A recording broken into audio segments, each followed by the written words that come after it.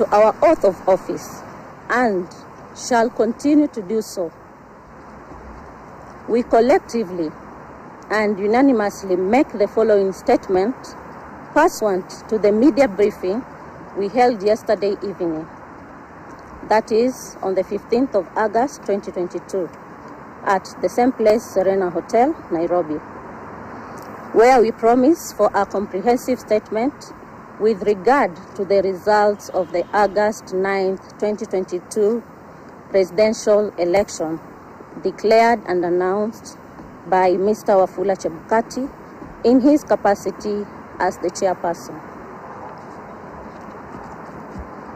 In the Serena media briefing, we stated that we will not take ownership of the results of the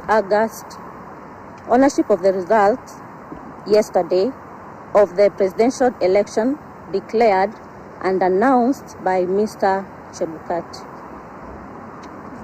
In this regards, our reasons to decline to take ownership of the results so declared and announced are as follows. 1. That the aggregation of the percentages of the result scored by the 4 presidential candidates who were on the ballot as declared by Mr. Chebukati presented to us a mathematical absurdity that defies logic. Take notice that Mr. Chebukati's aggregation was as follows. Raila Odinga, 48.85%. William Ruto, 50.49%. Waiga Maure, 0.27%. Wajakoya George, 0.44%. This summation gives us a total of 100.01%.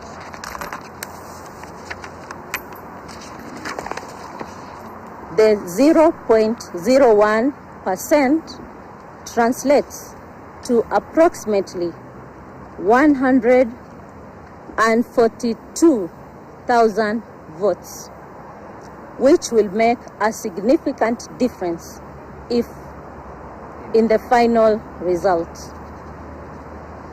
We therefore decline to take ownership of the said results because the aggregation resulted in a total exceeding the percentage of 100, which cast doubt on the accuracy of the source of the figures tallied, and when we demanded that we verify our record, the chairman declined, overruled us, and insisted on declaring and announcing the said results. That, number 2, contrary to the Constitution and legislation, the results declared and announced did not indicate the total number of registered voters, the total number of votes cast, or the number of rejected votes, if any. In this regard, the results announced by Mr. Chebukati lacked a critical ingredient, namely the total number of valid votes cast to support the percentages scored by the 4 candidates. Unless demonstrated otherwise, we all know that the percentage is essentially a fraction of a whole number. Hence, if, for example, the 7.17 million valid votes cast in favor of the winning candidate, as declared and announced by Mr. Chebukati, translates to 50.49%, then it was 50.49 of what? Further, take notice that Mr. Chebukati claimed that Raila Odinga attained 25% of votes in 34 counties. while William Ruto attained 25% in 39 counties. The question is, which figures in the 34 and 39 counties respectively constituted the independent variable to warrant the conclusion of 25% in 34 counties and 25% in the 39 counties for Raila and Ruto respectively? In the absence of a credible and verifiable explanation, we concluded that the process that went into generation of Form 34C, which he used to declare results of the presidential election, was opaque and incapable of earning our ownership and confidence.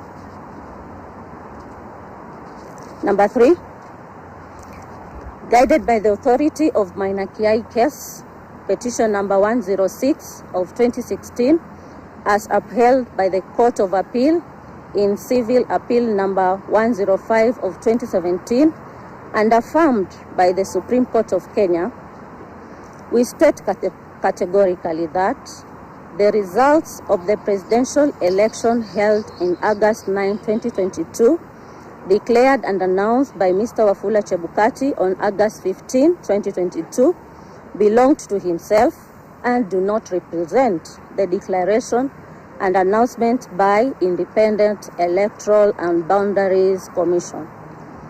The Commission has to process the results before they are declared and announced by the chairperson. For the avoidance of doubt, let me quote the Maina Kiai case. It says, "We reiterate as we conclude that there is no doubt from the architect of the law, we have considered that the people of Kenya did not intend to vest or concentrate such sweeping and boundless powers in one individual, the chairperson of the appellant. The emphasis is that the Commission's chairperson has conducted the election as though he is the National Returning Officer, a non-existent role, and his role in declaring results that were not approved by plenary by all 7 commissioners renders the results unconstitutional to the extent that this is his own results as opposed to those of IEBC. In keeping to Article 138(2) of the Constitution, there is no national presidential election in Kenya, but rather the presidential election is held in each constituency. Point number 4, that in contrary to the Constitution and legislation, by the time the chairman declared and announced the final results from certain constituencies had not been announced. This is our statement. We promised you a comprehensive statement, so here we are, and we are going to give it out to the media. Thank you. At what point did you realize that